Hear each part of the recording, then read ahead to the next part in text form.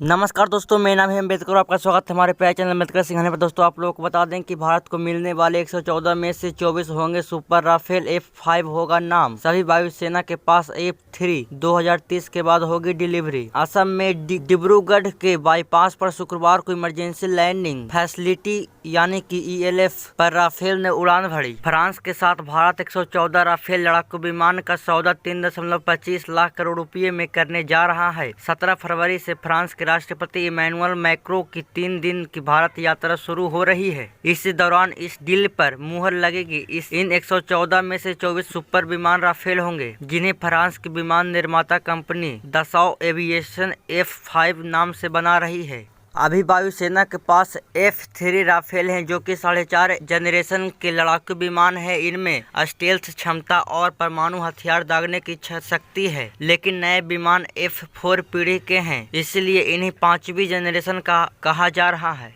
यूरोपीय मानकों के हिसाब से F5 राफेल असल में 6ठी पीढ़ी के जेट होंगे। फ्रांस के बाद इस तरह के सबसे बेहतर विमान भारतीय वायुसेना के पास होंगे। F5 अभी विकास के चरण में है। F4 की आपूर्ति 2028 से 29 शुरू होगी। 2030 के बाद जो भी विमान मिलेंगे वो F5 श्रेणी के सुपर राफेल होंगे। राफेल के F3, F4 और F5 में अंतर जान लेते हैं। F3 वर्जन के बारे में जान लेते हैं। राफेल का पुराना लेकिन पूरी तरह ऑपरेशन वर्जन है ये F3 version. Air to air और एयर टू ग्राउंड हमले में सक्षम है। F3 वर्जन न्यूक्लियर मिशन में भी कर सकता है। फ्रांस के लिए AESA रडार और आधुनिक मिसाइल सपोर्टर है। भारत को जो राफेल मिले हैं वो F3 पर आधारित कस्टम वर्जन है F3R। अब F4 वर्जन का कुछ महत्वपूर्ण जानकारियां जान लेते हैं। आप लोगों को बता दें कि F3 का अपग्रेड वर्जन है F4। ज्यादा एडवांस और रडार का सेंसर इसमें लगा हुआ है। दुश्मन के रडार और मिसाइल से बेहतर सुरक्षा में सक्षम है F4। दूसरे फाइटर जेट और ड्रोन से सीधा डेटा शेयर करने में सक्षम है F4।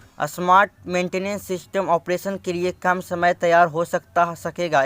अब आखिरी F5 की कुछ महत्वपूर्ण जानकारियां जान लेते हैं। सभी डेवलपमेंट फेज है F5 में। नई पीढ़ी की मिसाइलें और बेहतर स्टेल्थ वाला क्षमता है F5 में। AI और ड्रोन रॉयल विंगमैन के साथ काम करने की क्षमता है। इस भविष्य के इलेक्ट्रॉनिक वायर फेटर सिस्टम के लिए तैयार किए गए जाएंगे। रेडिएशन का मुकाबला करने में शक्ति होगी। स्पीड हाइपरसोनिक यानी ध्वनि की गति से 6 से 7 गुना ज्यादा होगी। F35 और सुगोई 57 से बेहतर होंगे सुपर राफेल। वायुसेना के एक अधिकारी ने बताया कि सुपर राफेल अमेरिका के F35 और रूस के सुगोई A57 अगली पीढ़ी का फाइटर होगा। इस सौदे के तहत 88 राफेल सिंगल सीटर और 26 डबल सीटर होंगे, जिन्हें प्रशिक्षण और लड़ाकू दोनों भूमिका में इस्तेमाल किया जा सकेगा। 114 में से 96 राफेल भारत में बनेंगे। दसॉ एविएशन से 18 विमान लड़ने के लिए तैयार स्थिति में मिलेंगे, बाकी 96 भारत में बनेंगे। इसके 60% कल पूर्व स्वदेशी होंगे। भारत का यह सबसे बड़ा रक्षा सौदा होगा। अब यह प्रस्ताव अंतिम मंजूरी के लिए cabinet committee on security CCS के पास भेजा जाएगा। प्रस्ताव को 16 जनवरी को रक्षा खरीद बोर्ड ने मंजूरी मिल चुकी थी। रक्षा मंत्रालय के मुताबिक नए राफेल विमानों की खरीद से एयर डिफेंस और बॉर्डर एरिया में तैनात की क्षमता मजबूत होगी।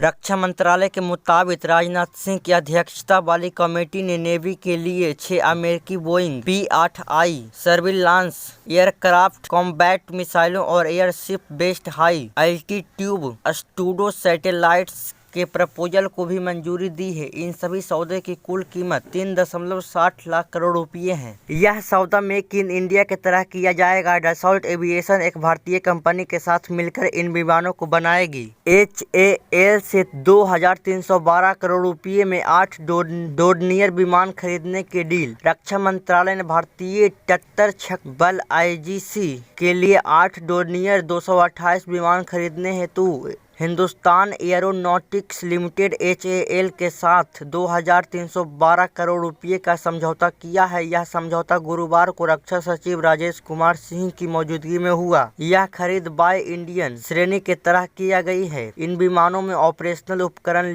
लगे होंगे, जिससे तटरक्षक बल की क्षमता और समुद्री सुरक्षा मजबूत होगी।